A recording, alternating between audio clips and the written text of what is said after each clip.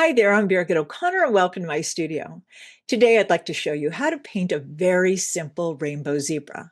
Now I did another one, but that's actually a little more complicated. It has more lines, and with that one we're working with the wet in dry or wet on dry technique. For this one, we're going to work with a wet into wet technique. So basically what that means is that we're going to wet the stripes and then drop in the color. And that way it's going to explode and move and mingle directly on the paper surface.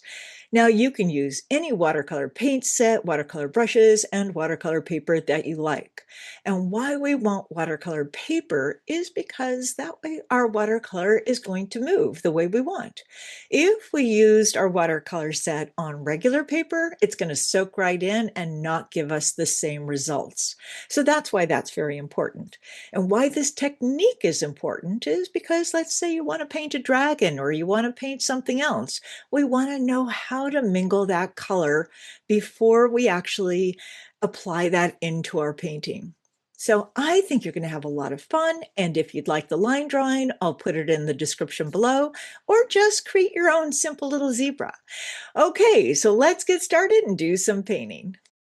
Now I already have my line drawing on my watercolor paper, but I'd like to see if I can have some clean lines.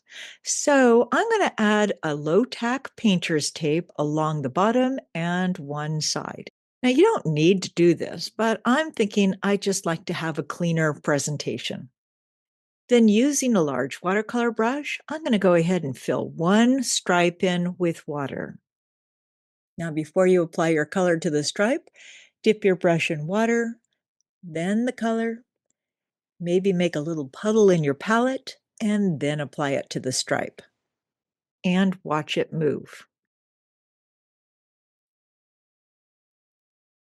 And since I want to make this more interesting, I'm going to take another color, maybe the teal or the blue, and add it to the bottom and watch it move and mingle into the green.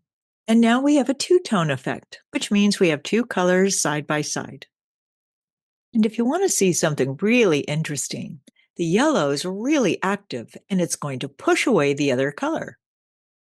And if your color's not moving, that means you need more water. Then moving on to the next stripe, go ahead and wet that and drop in two more colors. And the other trick is try not to add too many colors within one stripe. Try to keep it limited to two colors, maybe three.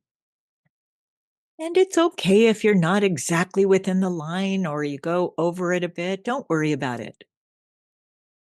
We're just getting the idea of how watercolor works.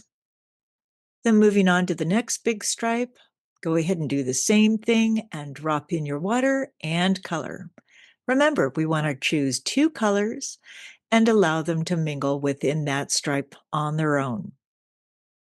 Now, I think you're getting the idea. So what we're going to do is just keep doing this to all the other stripes. And for the nose, I decided I wanted to have it a little darker, and I just did the same thing. Applied water first, and then the color, and then let it move. One thing about watercolor is that some people think that it's really difficult to control. Well, the color is not going to go outside the area that's wet. So wherever you have water, that's where your color is going to stay. So if you have water everywhere, then it's going to be a little messy. But if the rest of the paper is dry and then you wet your stripe, it's not going to go anywhere but in that stripe.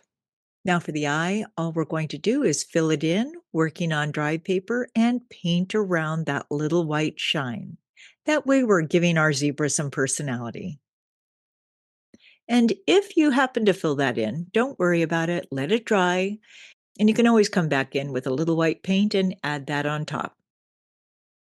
Now, if you want to hide those pencil lines along the outside, all we need to do is take a wet brush and touch some of the edges of the stripes and allow the color to run into each other.